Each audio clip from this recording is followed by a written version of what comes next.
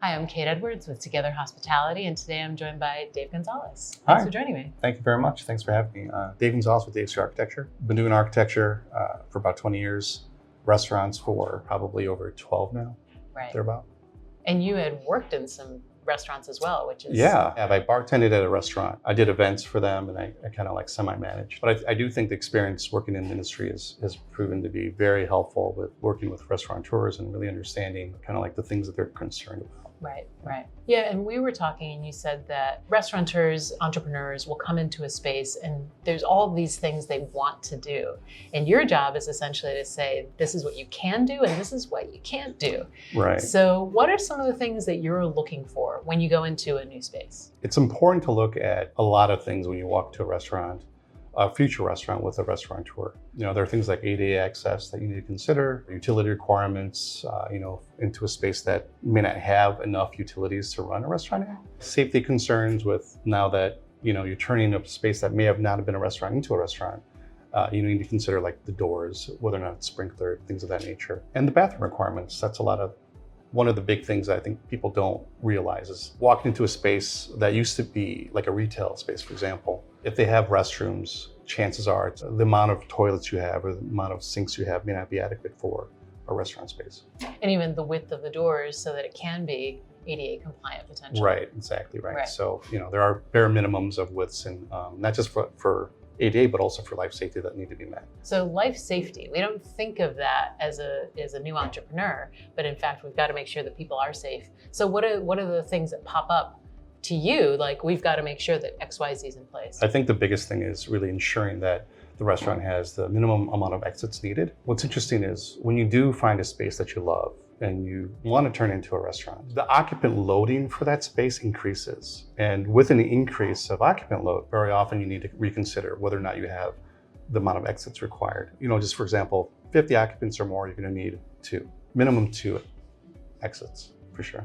And then you need a third once you get like 300 plus. So. Okay, and then you also need some sort of fire prevention. Right, so also one of the things that need to be considered are sprinklers. There are minimum requirements for sprinklers. If you're over a certain area, if you're over a certain occupant load, sprinklers start to come into effect. So, depending on how large that space is, could start to trigger whether or not you need to sprinkler your space. That's one of the things you'd want to know up front. Right. When looking at a space. So sprinklers affect your budget, and then they also impact the amount of water coming into the operation. Yeah, it's not easy to turn a restaurant space that did not have a sprinkler into one that does. That is very costly, for sure. So you're looking for these things that will be hidden costs and surprises that we weren't expecting. Exactly right, yeah. Another big one would be like ADA, for example. There's a lot of restaurants that will look at spaces that used to be retail. And, even just looking around the neighborhood, you can see spaces that are one step up, which is very common. And we already know right off the bat that it's not going to meet ADA compliance. And with a change of use, you have to consider turning it into a public space. Do you have space for a ramp? And if so, what does that really entail? Do you need to cut into the existing joists to get that ramp up? It may not be that easy. So I think having me on site early to really assess the space is going to help kind of pinpoint some of these issues. That brings to mind the idea of things being grandfathered in. So, you have a step up, it's been like that forever, so I should be good, right? No, grandfathering in, existing non-compliant conditions is not a good word to use. It's not that you can't do it. I think in some cases you can absolutely run into a restaurant that was formerly a restaurant without a change of use, without moving walls or doors, and just really changing the signage and the menu, where you can actually take an existing non-compliant space and not have to make those modifications. So going into a former restaurant and remaking it into another restaurant. Right. Okay. Where you're literally not changing too much at all. That's one of the only ways you can really use the word grandfathering in existing non-compliant conditions. Okay. But even that, there are things that the city of Chicago specifically will not allow you to do. One, probably the thing that jumps out the most is black iron duct.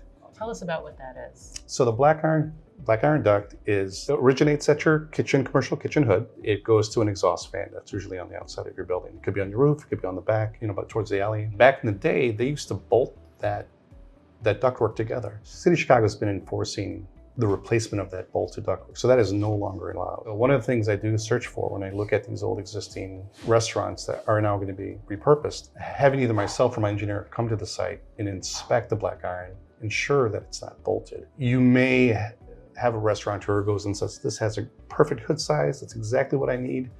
What they may not see is that to change that ductwork is something that they're not considering, right? So they think they have a lower budget than they actually do. So now they're spending more money to actually replace it. Right. And that would be a replacement. It has to be a replacement. It's brand new from scratch. Right, correct. Right. And if it's one story, it's just hitting the roof, maybe it's palatable.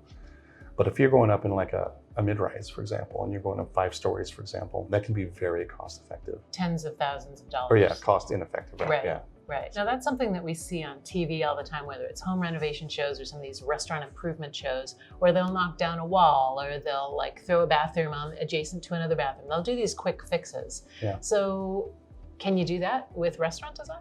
You can, but I think what's important to realize is that once you start to move walls or doors or you change the shapes of the rooms, you will have to go in for standard plan review or a self-certification process, but you will have to go to the city to get a building permit. Things that you won't need a building permit, like if you want to just do trade permits for things where you're having your contractor pull permits to do minor electrical modifications or moving outlets or moving faucets or shifting a sink over, or changing wall material, floor material, ceiling materials, those can be done very easily and quickly using trade permits. But as soon as you start adding walls or even removing walls, you're now changing the organization of the spaces. You're either increasing occupant load or reducing it.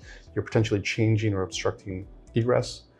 And once you start to do that, then you have to go through plan review to the city. And so what does that do? You're thinking, okay, I won't have to go through that process, and now we want to get rid of this wall or this door. How much time are you adding to a project potentially? Well, the permitting process can be very lengthy. If you are fortunate enough to work with a self-cert architect, you can get your permit maybe 3-4 weeks. They're about, don't quote me on that. Okay. We've gotten it in a lot less. We've gotten it in less than a week. And in some cases, very rare cases, we've gotten them done longer than 5-6 weeks. So it really depends on how busy the city is, how busy the zoning department is. For a reason, the zoning department is notorious for lengthening that permitting time. Right. Yeah. You're looking again for all these potential hidden challenges that will need budget and or time to do. You're also looking in usage, right? So what was it before, and can it now be a restaurant, and how expensive will it be to move that into a restaurant? Right. So at the end of the day, you're an advocate for that restaurateur. Absolutely, yeah. Right. Really just looking out for their best interest. Become part of their team. Right. And not just look at it as a consultant who's looking to make money, but really kind of align yourself with the client. Have their best intentions at heart. Know what their vision is, and making sure that all the decisions that are made within our realm of responsibility and in our knowledge base is to their benefit, right? That they're not shooting themselves in the foot or choosing a site that is going to be very costly. So it is our responsibility as architects to go and really identify and protect them. Unless you're a huge national chain, most of the restaurants that I do are very mom and pop. They're restaurants number 1, 2, or 3 for these restaurateurs. And the amount of money that they put together, they don't have a huge amount of money they can play with. So if you're going to spend your hard, earnings and savings on this restaurant, it really is your baby. And you should get exactly what you're looking for. That's right. Which means knowing all the potentials at the very beginning. Right, exactly. That's right. I love that. Thanks, Dave. No problem.